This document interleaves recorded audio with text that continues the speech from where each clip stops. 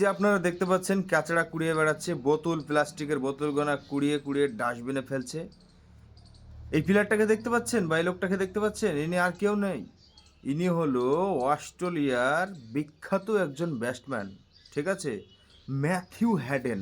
হ্যাঁ বন্ধুরা, বর্তমানে এখন আইপিএলে গুজরাটের হয়ে ব্যাটিং কোচ করছে, ঠিক আছে।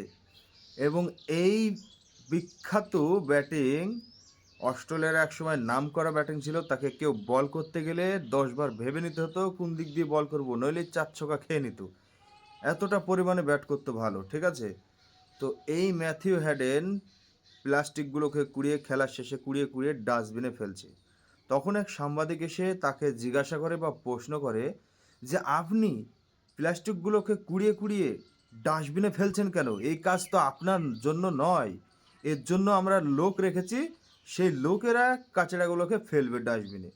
তখন ম্যাথিউ হ্যাডেন উত্তর দিয়েছেন কি জানেন?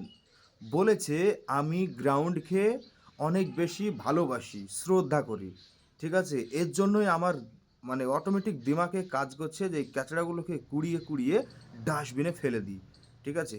তো এটা কি বলা হয় ভাই খেলার সৌন্দর্য? তার মনে বা তার দিলে একজনও কোনো রকমের কোনো সন্দেহ বা পাক জাতীয় জিনিস কোনো কিছু নেই, হিংসা জিনিস নেই, এটা দেখেই বোঝা গেল। তো বন্ধুরা, ম্যাথিউ হেডেনের জন্য অবশ্যই একটা শেয়ার করবেন না?